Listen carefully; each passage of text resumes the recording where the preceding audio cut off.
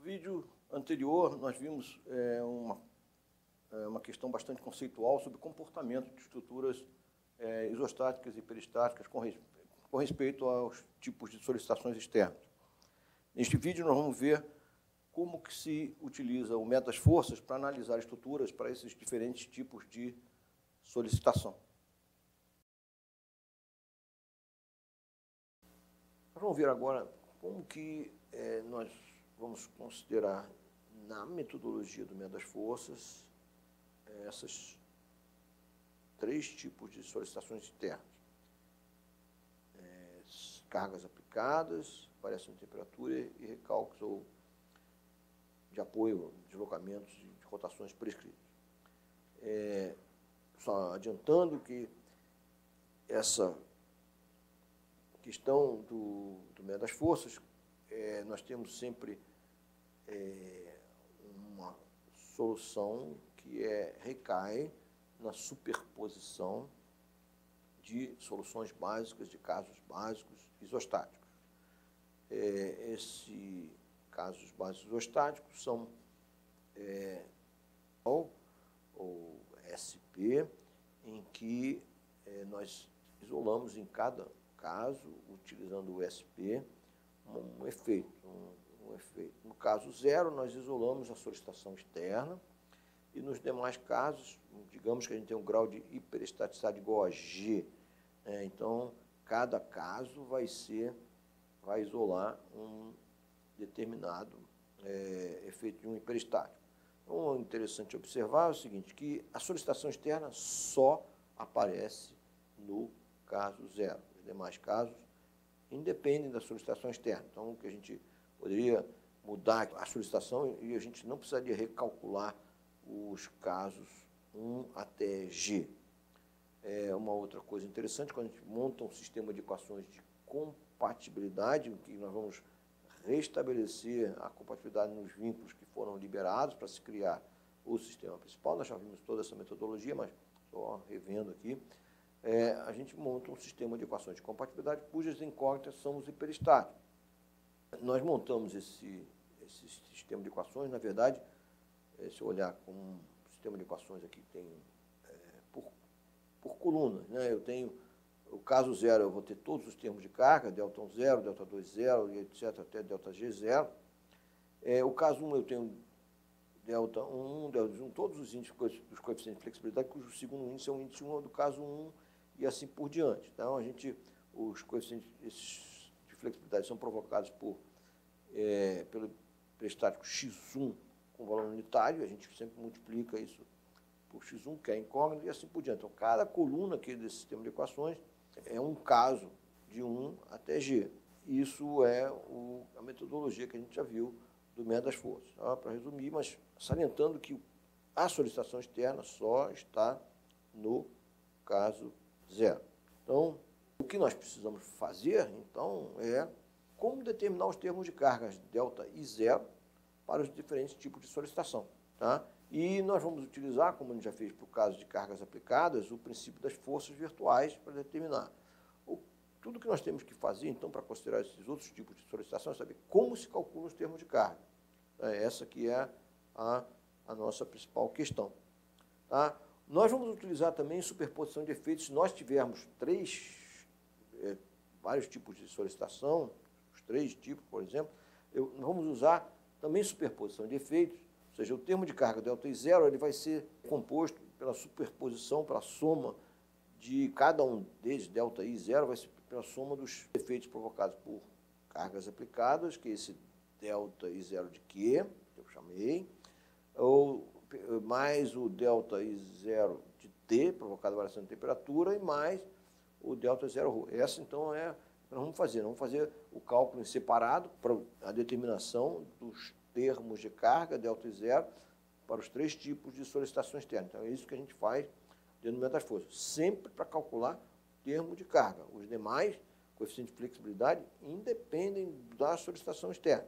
Nós temos, então, aqui a expressão para o termo de carga, para cargas aplicadas pelo princípio das forças virtuais. Nós já vimos, mas assim, só para relembrar isso, é importante a gente entender isso, porque a gente vai utilizar esse mesmo conceito para as outras solicitações externas. Então, o que é a expressão do princípio das forças virtuais? Eu igualo um trabalho virtual das forças externas, que é o produto das forças do sistema virtual, forças externas, forças e momentos externos, pelos correspondentes deslocamentos do sistema real. No caso, o sistema virtual é o caso I, é o hiperestático xi com valor unitário. E o real é a solicitação externa, o caso zero, aquilo que provoca a deformação. Tá? No lado esquerdo, sinal de igual dessa expressão, eu tenho o valor do hiperestático unitário, então é 1 vezes o delta 10, que é o deslocamento correspondente, é o termo de carga que a gente quer calcular, justamente. Então, e do lado direito eu tenho a expressão da energia de deformação virtual interna, que no caso de estruturas reticuladas formadas por barras, a gente separa essas energias de deformação numa componente axial, uma componente de cisalhamento e uma componente de flexão. Então, é sempre uma integral ao longo da estrutura de um produto, de um esforço interno pelo correspondente deslocamento relativo interno que caracteriza a deformação interna da estrutura. No caso, o efeito axial, o esforço interno associado, que no caso é o virtual, porque é o do caso I, é o NI, a deformação interna é o deslocamento axial relativo interno, que é o D, o zero de Q. No caso do cisalhamento, o esforço interno virtual é o QI, esforço cortante do caso I para X, I igual a 1. E a deformação é caracterizada pelo deslocamento transversal relativo interno DH de Q. Isso vai ser mostrado aqui no caso, quando tiver temperatura, a gente vai mostrar de novo, relembrar o que significa fisicamente isso. E no caso da flexão, eu tenho o produto do momento fletor, que é o esforço interno de flexão, vezes o D θ zero de Q, que é a rotação relativa interna por flexão.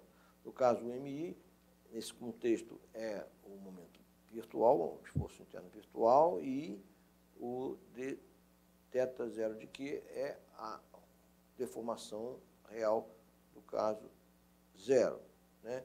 E quando a gente substitui essas expressões que a gente já viu antes, desses deslocamento axial relativo interno, D, o zero de Q é N0, é A vezes dx, deslocamento transversal relativo interno é o DH0 de Q, é o Q0 sobre A vezes dx, e a rotação relativa interna, D θ zero de Q, é M0 sobre A vezes dx. Então, isso a gente já viu, mas é só para mostrar de onde que vem o fato que o importante entender que essa energia de deformação é o produto de um esforço interno pelo correspondente de deformação interna, que é caracterizado por um deslocamento relativo interno generalizado. Pode ser axial, transversão ou flexão. E o que aparece nessa expressão, além de todos os outros parâmetros, que são os parâmetros de rigidez, o modo de elasticidade, o modo de cisalhamento, e no caso da flexão também o modo de elasticidade, é o produto, esse é o parâmetro do material, o parâmetro geométrico da seção transversal que aparece, que é a rigidez aqui no caso, é o produto rigidez axial, o produto do modo de elasticidade vezes a área da seção transversal. A rigidez de cisalhamento é modo de cisalhamento G vezes a área efetiva para cisalhamento AC. E no caso da flexão, a rigidez é o produto do modo de elasticidade do material vezes o momento de inércia da seção transversal. Isso tudo nós já vimos, mas é o que acontece quando nós temos cargas aplicadas. E nesse contexto, então, M0, Q0 e M0 são os diagramas de forças internos do caso zero, e NI, QI e MI são os esforços internos do caso I para XI igual a 1. Então, essa é a metodologia que a gente já viu, é só para resumir. Mas, quando a gente vai para as outras solicitações, se a gente entendeu isso, é a mesma coisa. O que nós precisamos é saber determinar, para calcular o delta I0 de T, ou seja, da variação de temperatura, é o mesmo raciocínio. Tudo que eu tenho que saber é qual é o deslocamento axial relativo interno para a variação de temperatura, qual é o deslocamento transversal relativo interno para a variação de temperatura, e qual é a rotação relativa interna para flexão devido à variação de temperatura. É isso que eu preciso saber. Então, essa aqui é a lógica do princípio das forças virtuais, que se resume na determinação desses deslocamentos relativos internos, cuja interpretação física tem essa aqui. O que é o deslocamento axial relativo interno? Qual é o afastamento axial das faces do elemento infinitesimal de barra, que é o que está mostrado aqui. Qual é o deslocamento transversal relativo interno provocado pela variação de temperatura? E qual é o giro relativo entre as faces do elemento infinitesimal de barra provocado pela variação de temperatura? E se eu souber determinar isso, eu tenho como usar o princípio das forças virtuais. Então, para determinar os termos de carga, variação de temperatura, é preciso caracterizar estes deslocamentos relativos do elemento infinitesimal de barra. Tá? E eu tenho, no caso da variação de temperatura, eu vou olhar então para um elemento infinitesimal de barra e vou olhar o tipo de solicitação que está sendo imposto. Bom, nós vamos adotar aqui uma hipótese de que vai haver uma variação de temperatura na face superior da viga e uma variação de temperatura na face inferior. Nós vamos assumir que essa variação na face superior é uniforme, ou seja, todos os pontos da face superior vão ter a mesma variação de temperatura ΔTS, esse S é de superior. Na face inferior eu vou ter uma variação de temperatura, que também vai ser considerada ao longo da viga, ΔTI, que vai ser a variação de temperatura na face inferior, esse I é de inferior. E eu vou olhar agora o que ocorre com respeito à flexão, quer dizer, qual é a deformação que esse elemento fornece. Sem perda de generalidade, vamos assumir que ΔTI é de aumento de temperatura e é maior que ΔTS também aumento de temperatura. Isso nós vamos deduzir dessa maneira, se por acaso for ou menor o ΔTI do que o ΔTS, ou se for algum resfriamento em vez de aquecimento, a expressão vai se corrigir. O que eu quero entender é como que se deforma o elemento. Primeiro, eu vou fazer uma hipótese que a variação de temperatura da face inferior para a face superior varia linearmente, assumindo que só tem um material, isso vai dar uma variação linear aqui da face, né? Ou seja, isso é consistente com a hipótese que seções planas permanecem planas. Vai haver um giro da face da direita em relação à esquerda, olhando dessa maneira, isso aqui tudo é pequenos deslocamentos, e esse giro, o dθ0 de t, é a rotação relativa interna por flexão. O alongamento da fibra do centro de gravidade, por onde passa o eixo X, eu tenho a altura da viga H e eu tenho a posição do centro de gravidade na seção transversal, é esse Y barra, o eixo X é o eixo que passa por todo o centro de gravidade. Então, olhando para isso, eu tenho que a fibra inferior, ela tem um alongamento que é alfa ΔTI vezes dx, é o alongamento da fibra inferior, e a fibra superior, ela tem um alongamento alfa ΔTS vezes dx. Com isso eu consigo determinar, então, aproximando aqui o ângulo à sua tangente, o que é o ângulo? O ângulo é o cateto oposto sobre o cateto adjacente. O cateto adjacente é o H. O cateto oposto é a diferença de alongamento. Então, eu tenho aqui, aproximando o ângulo à tangente, eu tenho que esse é o dθ0 de t. Tá? E o alongamento da fibra do centro de gravidade é o zero de t. O que é o alongamento da fibra do centro de gravidade? Ele é calculado com base na variação de temperatura do centro de gravidade. E isso, como varia linearmente essa temperatura, esse ΔT do centro de gravidade, ΔTCG, é calculado por interpolação linear do ΔTI e ΔTS, usando aqui essas informações geométricas de quem é a altura e quem é a posição do centro de gravidade, o Y barra. Então, nesse caso, a gente tem as hipóteses, só resumindo o que nós já falamos, assim, a temperatura varia linearmente ao longo da altura da seção transversal da barra, da fibra inferior para a superior. A variação de temperatura da fibra inferior é ΔTI e da fibra superior é ΔTS. Nós estamos assumindo que todos os pontos da face superior têm o mesmo aumento ΔTS, todos os pontos da face inferior têm o mesmo aumento, ou seja, é uma variação uniforme na face superior e na inferior. A consequência dessa hipótese é que a seção transversal da barra permanece plana com a deformação provocada pela variação de temperatura, considerando que o material é homogêneo. E a rotação relativa interna, dθ0 de t, é aproximada pela tangente, daí nós obtemos isso aqui, essa expressão para dθ0 de t. Já no deslocamento axial relativo interno, é o alongamento da fibra do centro de gravidade. E a variação de temperatura nesta fibra é ΔT, esse centro de gravidade, é obtido por interpolação linear, usando aqueles parâmetros geométricos da altura e da posição do centro de gravidade. E o que ocorre também é que, por acaso, a gente não apareceu naquela deformação o deslocamento transversal relativo interno. Então, por hipótese, nós vamos dizer que esse deslocamento dH0 de T, no caso de variação de temperatura, é nulo. E, resumindo aqui, então, o que nós temos, com a expressão aqui do princípio das forças virtuais, o que ocorre? Nós temos esse termo do meio não existe, porque dH0 de T é zero, e eu estou só substituindo aqui as expressões que nós acabamos de ver. Aqui eu também tenho o dθ0 de T, a gente viu, o du0 de T a gente viu. O que nós temos também por hipótese é que, como a variação uniforme de temperatura na face inferior e variação de temperatura uniforme na face superior, eu posso simplificar essa conta dessa integral fazendo uma integral somatória por barras.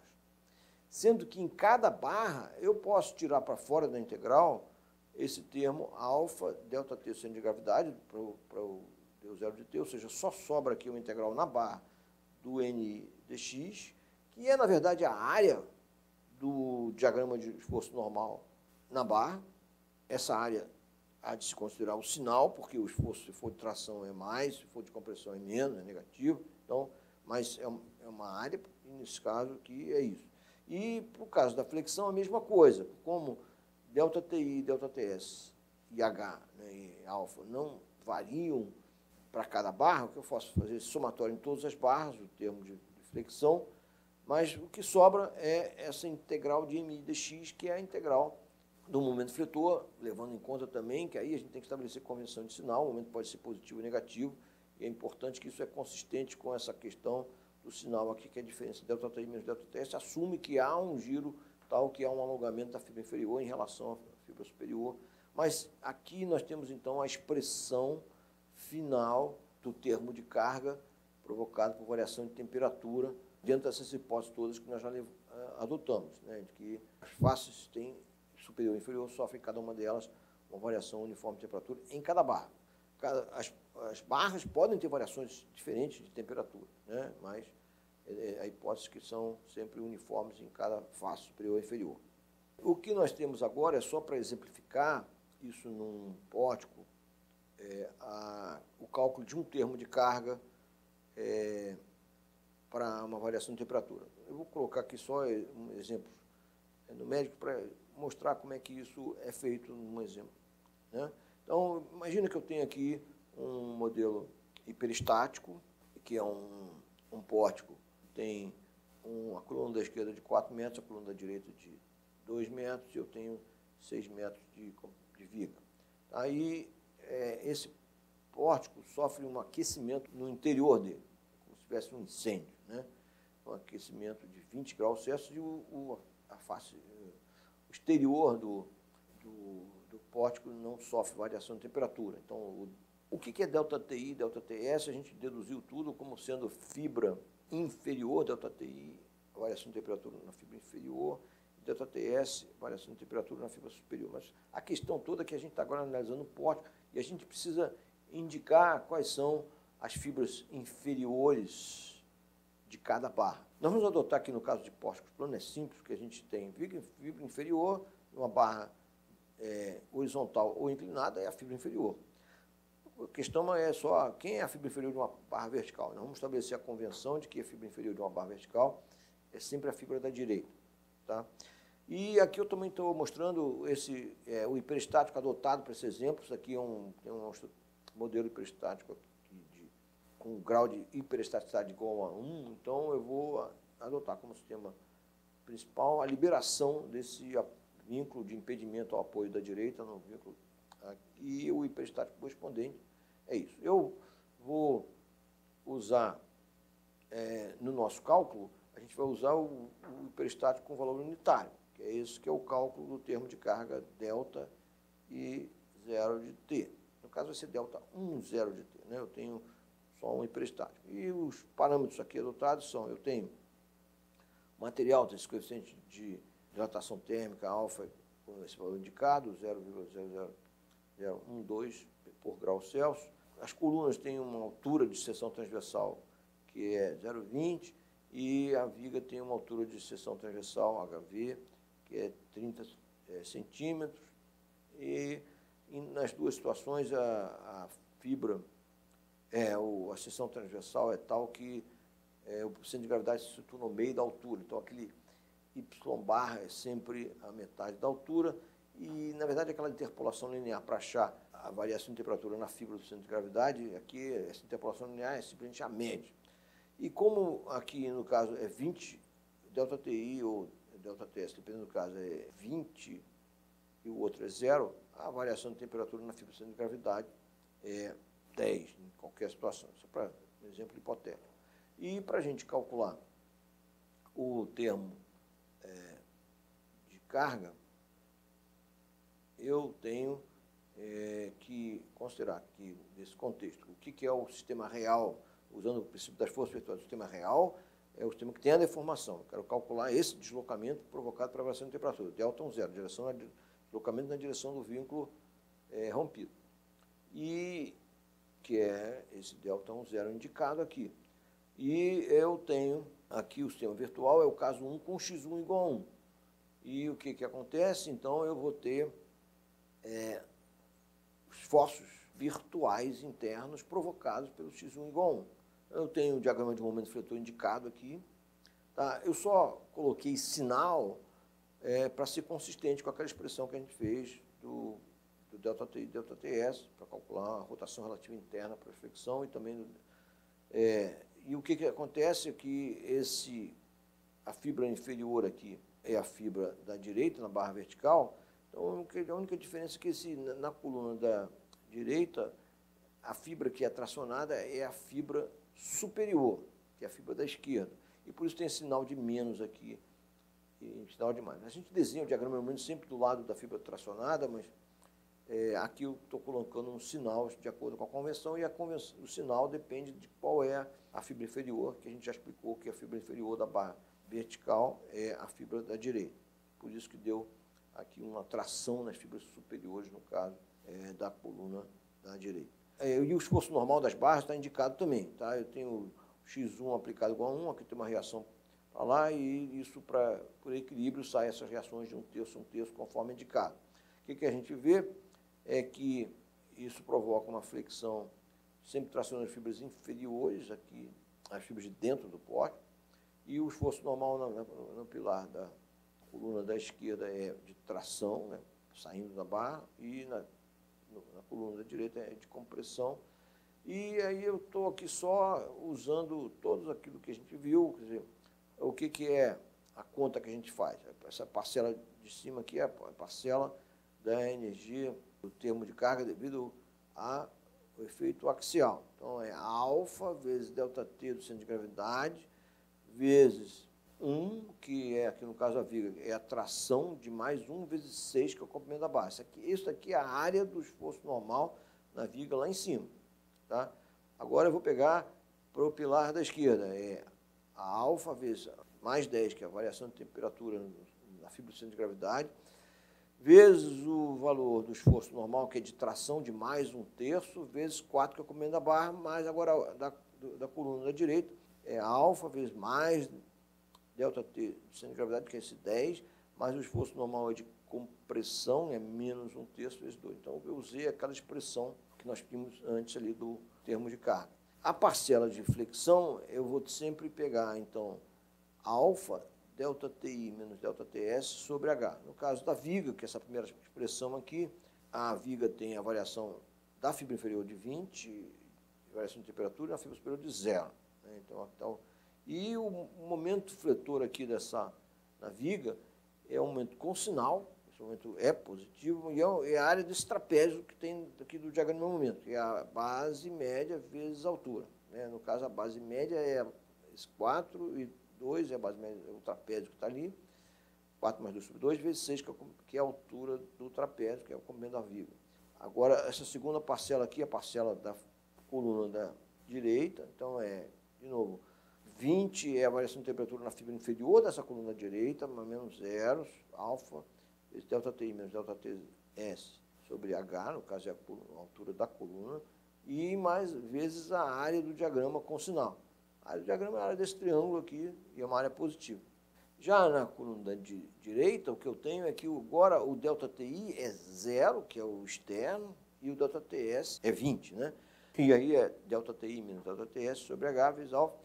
E a área do diagrama aqui é a área desse triângulo, só que agora o momento é com sinal. Tem que ser consistente com o sinal no caso da temperatura, porque toda aquela expressão do dθ 0 de t alfa vezes ΔTi menos ΔTS sobre H, isso é consistente com essa convenção de sinais. E fazendo aqui as contas, a gente vê, então, o cálculo do termo de carga devido à variação de temperatura com esses valores numéricos todos utilizados aqui, a gente tem esse valor.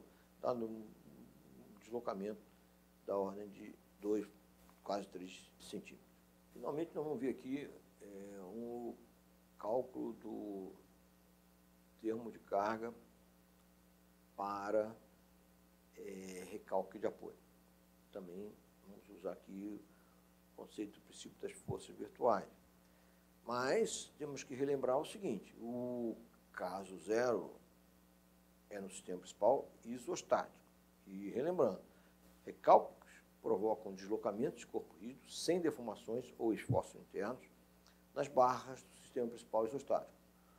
Portanto, o que nós temos? Que não existem deslocamentos relativos, ou seja, du0 de ρ, dh0 de ρ, dθ0 de ρ, que são nulos no caso de recálculo de apoio. É uma diferença. Não tem deslocamento, não tem deformação, só tem movimento de corpo rígido. Ou seja, a energia de deformação virtual interna, que fica do lado direito do sinal de igual da expressão do princípio das forças virtuais, é nula.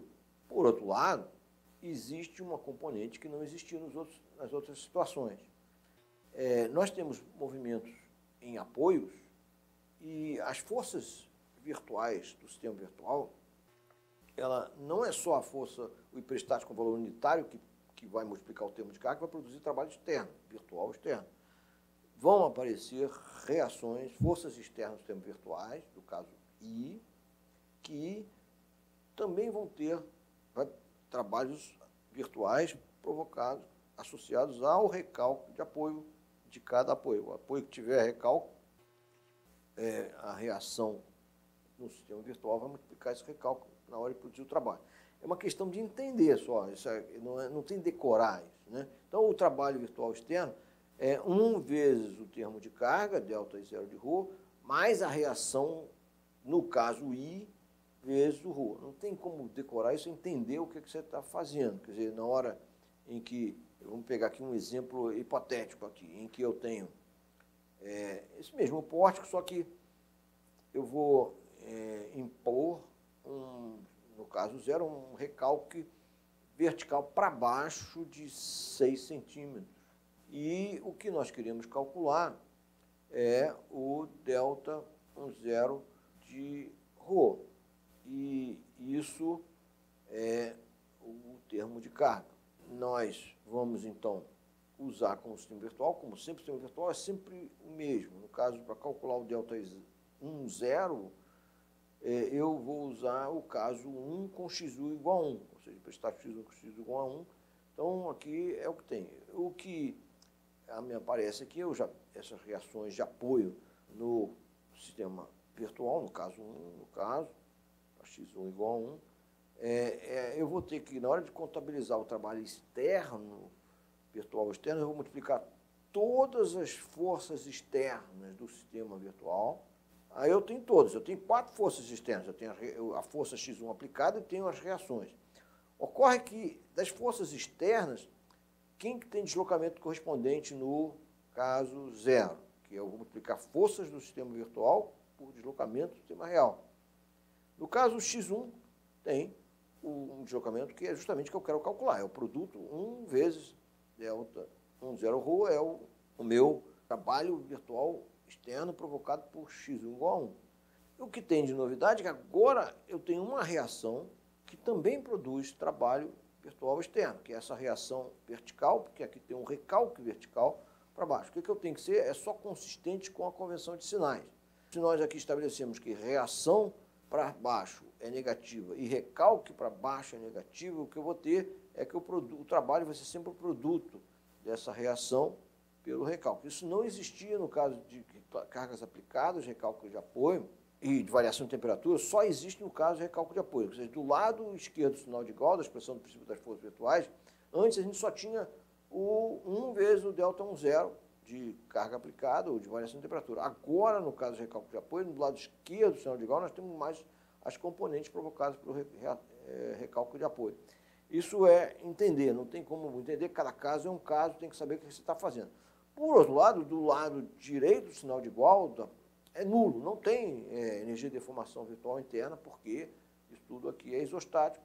Então, é assim que a gente entende o princípio das forças virtuais para recálculo de apoio. Aí é uma questão de fazer as contas, né? O delta é só consistente com a convenção de sinais, o VA ele entra com o sinal negativo, mas eu vou passar isso para o outro lado do sinal de igual, eu vou ΔI zero de ρ é igual a menos, porque passou para o outro lado, menos VA, que é menos 1/3, vezes o menos ρ, porque é recálculo para baixo, e daí eu tiro o valor do deslocamento. Então, a gente viu dois exemplos aí, como se calcula um termo de carga para variação de temperatura e recálculo de apoio, utilizando o princípio das forças virtuais.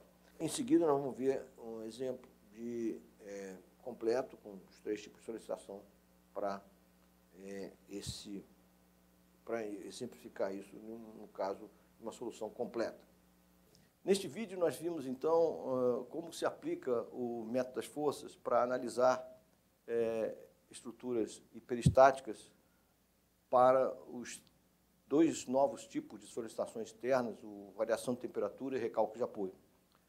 No próximo vídeo, nós vamos ver um exemplo de solução completa de um pórtico simples para os 3 tipos de solicitações externas considerados: cargas aplicadas, variação de temperatura e recálculo de apoio.